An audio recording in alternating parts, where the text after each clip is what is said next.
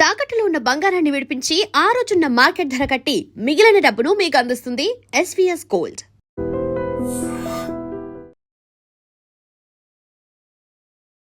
నమస్తే. ముందుగా ప్రేక్షకులందరికీ శ్రీ పరాభవనామ సంవత్సర ఉగాది శుభాకాంక్షలు. ద్వాదశ రాశుల వారికి ఈ సంవత్సరం ఏ విధంగా ఉండబోతుందో తెలియచేయడానికి మనతో పాటు బ్రహ్మశ్రీ గుండెపూడి శివసుధీర్ శర్మ గారు ఉన్నారు. మాట్లాడదాం. నమస్కారం గురుగారు. శ్రీమాత్రే నమః. శ్రీ గురుభ్యో నమః. గురుగారు, ఈ పరాభవనామ సంవత్సరంలో మిథున రాశి వారికి ఏ విధంగా ఉండబోతోంది? మిథున రాశి వారికి ఆదాయం 8, ఖర్చు 11 నాన్న.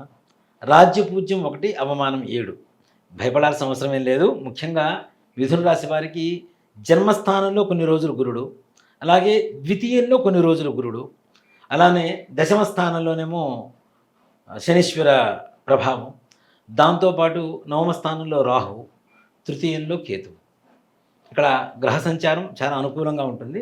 కాకపోతే ముఖ్యంగా వీళ్ళు ఆరోగ్యం మీద శ్రద్ధ వహించాలి. జూన్ వరకు కూడా దేహం మీద ఉండేటువంటి అనారోగ్య స్థితులు కొంతవరకు భయపడేటువంటి పరిస్థితులు ఉన్నాయి.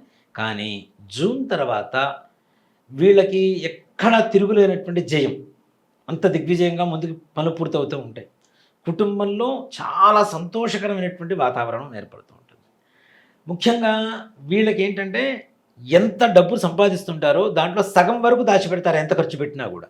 అంటే ఖర్చుకి మించినటువంటి ఆదాయం డబల్ టైం వీళ్ళకి ఇన్కమ్ వస్తూ ఉంటుంది. సో దానివల్ల చాలా హ్యాపీగా సంతోషకరంగా ఉంటారు. దాంతోపాటుగా ఇంట్లో కుటుంబంలో కూడాను ఈ అనారోగ్య సమస్యలు ఏవైతే ఉంటాయో జూన్ తర్వాత అంతా కూడా చాలా ప్రశాంతంగా ఉంటుంది. ఈ తల్లిదండ్రులకు ఉండేటువంటి అనారోగ్య సమస్యలు కూడా తీరిపోతాయి. హాస్పిటల్ చుట్టూ తిరగాల్సిన పరిస్థితి తగ్గిపోయింది, ఇంకా హ్యాపీగా ఉండొచ్చు అనేటువంటి పరిస్థితి మాత్రం జూన్ 6వ తారీఖు నుంచి ప్రారంభమవుతుంది. చాలా సంతోషకరమైనటువంటి పరిస్థితి ఉంటుంది. దాంతోపాటుగా ముఖ్యంగా కుటుంబంలో ఉండేటువంటి సమస్యలు ఏవైతే, కుటుంబ సభ్యుల మధ్య ఉండేటువంటి గొడవలు ఏవైతే ఉంటాయో అవి కూడా సమసిపోతాయి. ముఖ్యంగా భార్యాభర్తల మధ్య ఉండేటువంటి సమస్యలన్నీ కూడా తొలగిపోయి ప్రశాంతమైనటువంటి జీవనాన్ని గడుపుతారని చెప్పడంలో ఏమాత్రం కూడా సందేహం లేదు నాన్న. రాజకీయ నాయకులకి ఏ విధంగా ఉండబోతుంది గురుగారు? రాజకీయ నాయకులు మంచి ఉన్నత పదవి తప్పనిసరిగా. వీళ్ళు అంటే ఇప్పుడు ప్రతి రాజకీయ నాయకుడు కూడా ఒక పదవి కోసం పోరాడుతూ ఉంటారు నాన్న. కానీ ఈ మిథున రాశి వారికి ఒకటే మాట చెప్తాను, పదవి మీకోసం పోరాడుకుంటూ మీ దాకా వస్తుందని చెప్తా. అంటే ఈ పదవి వీళ్ళకే రిజర్వ్డ్ అని చెప్పుకునేంత స్థాయిలో, గొప్ప స్థాయిలో జాతకం ఉండబోతుంది. జూన్ తర్వాత జరిగేటువంటి ఎలాంటి ఎలక్షన్స్ అయినా, ఎలాంటి ఎన్నికలైనా, అంటే పెద్దల ఇప్పుడు హైకమాండ్ ఉంటుంది, అప్పుడు కొంతమంది మంత్రులను మారుస్తూ ఉంటుంది. ఆ మార్చేటువంటి సమయంలో కూడా మంత్రివర్గ విస్తరణ అంటుంటారు కదా, ఆ సమయంలో కూడా వీళ్ళకి రాదు అనుకునేటువంటి వాళ్ళకి మాత్రం మిథున రాశిలో ఉంటే 100% వీళ్ళకి పదవి వస్తుంది. చాలా బాగుండబోతుంది. గురుగారు, విద్యార్థులకు, ఉద్యోగస్తులకు, అలాగే వ్యాపారస్తులకు ఏ విధంగా ఉండబోతుంది? విద్యార్థులకి అత్యుత్తమ ఉత్తీర్ణత, ర్యాంక్స్. మనం సమ్మర్ రాబోతుంది, రాగానే ఫస్ట్ వినేది 1, 2, 3, 4 అనేటువంటి నెంబర్స్ ఎక్కువగా వింటూ ఉంటాం. ఇలాంటి వాళ్ళల్లో మిథున రాశి వాళ్ళు ఉంటారని చెప్పడంలో ఏమాత్రం కూడా సంశయం లేదు. 100% ర్యాంక్స్ కొడతారు వీళ్ళు. దాంతోపాటు విదేశాలకు వెళ్ళాలనుకున్న విద్యల కోసం అవి కూడా సానుకూలంగా వీళ్ళకి మంచి స్పందన లభిస్తూ ఉంటుంది. వీసాలు అవి కష్టంగా ఉన్నాయి, కానీ కొంతమందికి మాత్రం ఈజీగా అయిపోతుంటాయి. అలా ఈజీగా అయిపోయేటువంటి వాళ్ళల్లో మిథున రాశి వాళ్ళు వీసా పరంగా చాలా సులభంగా ఉంటుంది. దాంతోపాటుగా విదేశాలు వెళ్ళిన తర్వాత కూడా అక్కడ ప్రతికూలత, అనుకూలత అని 2 ఉంటాయి. ప్రతికూలమైనటువంటి వాతావరణాలు ఏమీ ఉండవు, వీళ్ళకి భయపడాల్సిన అవసరం లేదు, అనుకూలంగా ఉంటుంది. ముందుగా విదేశాల్లో ఉద్యోగం చేస్తున్నటువంటి వ్యక్తులు కొంతమంది ఉంటారు, ముందుగా స్థిరపడి పడ్డవాళ్ళు. వాళ్ళు కూడా ఇప్పుడు ఉన్నటువంటి పరిస్థితుల్లో భయానకమైనటువంటి స్థితిలోనే ఉన్నారు. ఉద్యోగం ఉంటుందా, ఊడుతుందా అనేటువంటిది. అలాంటి బాధపడాల్సిన అవసరం లేదు. ఒక ఉద్యోగం పోతుంది అంటే రెండో ఉద్యోగం మీకోసం ఎదురు చూస్తూ ఉంటుంది. కాకపోతే చిన్న టెన్షన్, అంటే దీంట్లోంచి వెళ్ళాలా వద్దా, ఇంకో దాంట్లో చేరాలా, అధికారి ఎక్కువ రోజులు ఉంటుందా ఉండదా, ఈ టెన్షన్ ఉంటుంది కదా, ఆ టెన్షన్ పడాల్సిన అవసరం లేదు. మార్పు తథ్యం. ఆ తప్పనిసరైనటువంటి మార్పు ఏదైతే ఉందో మీకు ఉన్నత స్థానాన్ని ఇస్తుంది. ఇంకాస్త ఆర్థికంగా కూడా లాభపడేటువంటి పరిస్థితి తీసుకెళ్తుంది. కాబట్టి దాని పరంగా ఎక్కడ భయపడాల్సిన అవసరం లేదు. అలాగే స్వదేశంలో ఉన్నటువంటి ప్రభుత్వపరమైనటువంటి, ప్రైవేట్ పరమైనటువంటి ఉద్యోగస్తులు, వీళ్ళకి ముఖ్యంగా వీళ్ళ తోటి వాళ్ళు ఎవరైతే ఉంటారో వీళ్ళ సహాయ సహకారాలు బాగా అందుతాయి నాన్న.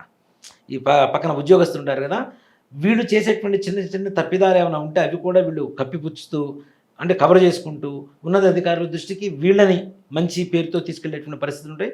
తద్వారా ప్రమోషన్స్ వస్తాయి, బదిలీలు అవుతాయి, ఆర్థికంగా పంచుకుంటారు. వీళ్ళు అనుకున్న దానికంటే ఇంకాస్త ఎక్కువ శాతమే జీతం పెరగడానికి కూడా అవకాశం ఉంటుంది.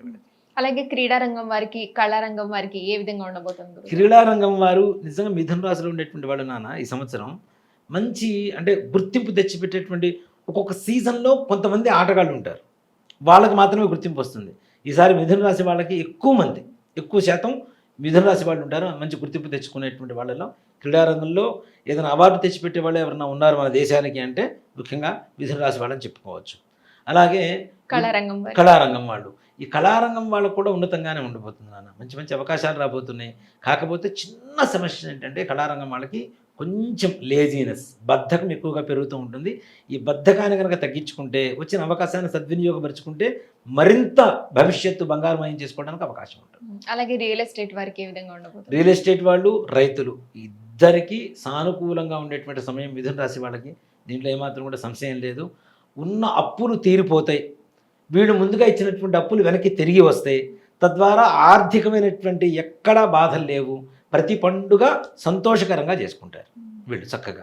అలాగే రుణాల సమస్యలు ఉంటాయి ఎన్నో సంవత్సరాల నుంచి, వారికి కోర్టు గొడవల వారికి ఏ విధంగా ఉండబోతుంది గురువు? న్యాయస్థాన వ్యవహారాలు అన్ని దిగ్విజయంగా, వీళ్ళకి సామరస్యంగా సానుకూలంగా ఉండేటువంటి స్థితిలో పరిష్కారం జరుగుతుంది. రావాల్సిన డబ్బులు వస్తాయి. అలాగే పంటలు కొంతమందికి ఒకటో పంట రెండో పంట ఏదో ఒకటి మాత్రమే కలిసి వస్తుంది. ఈసారి మిథున రాశి వారికి 2 రకాల పంటలు కలిసి వస్తాయి. మొదటి పంట రెండో పంట 2 కలిసి వస్తాయి. తద్వారా అనుకున్న దానికంటే డబుల్ కదా, ఆదాయం కూడా రెట్టింపు ఆదాయం ఉంటుంది, బ్రహ్మాండంగా ఉంటుంది. దాంట్లో ఏమాత్రం కూడా సంశయం లేదు. అలాగే కోర్టు వ్యవహారాలు కూడా అనుకూలంగానే మారుతాయి వీళ్ళకి. అలాగే వివాహం కాని వారికి, సంతానం లేని వారికి ఏ విధంగా ఉండబోతుంది? వివాహం ఈ మిథున రాశి వాళ్ళకి చూడండి, జూన్ తర్వాత 100% మంచి సంబంధాలు కుదురుతాయి, చాలా బాగుండబోతుంది. సత్సంబంధాలు కుదురుతాయి. సంతాన విషయంలో కూడాను ఆరోగ్యకరమైనటువంటి సంతానం కలుగుతుంది. అతి ఎక్కువ మంది పురుష సంతానం కలిగేటువంటి వాళ్ళలో మిథున రాశి వాళ్ళు. అంటే అమ్మాయి పుట్టడం తప్పని చెప్పడాలి, అమ్మాయి పుట్టడం అదృష్టం, కానీ అబ్బాయిలే కావాలని కోరుకునే వాళ్ళు చాలామంది ఉంటారు కదా. అలాంటి వాళ్ళకి మాత్రం మిథున రాశి వాళ్ళకి ఈ సంవత్సరం పురుష సంతానం తప్పనిసరిగా కలుగుతుంది. అలాగే వీరికి ఇంకా బాగుండాలంటే ఏ విధమైన పరిహారాలు చేసుకోవాలి గురుగారు?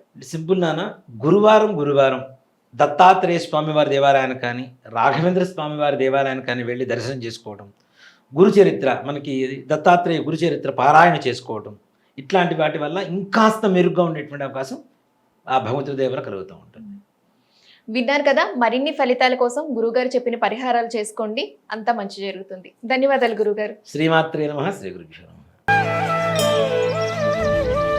తవ్వండి, తవ్వుతూనే శివలింగం. పరమాత్మకు జీవా సరే, దాన్ని అట్లా కప్పేసేయండి, చూపించదండి. Krishna is there.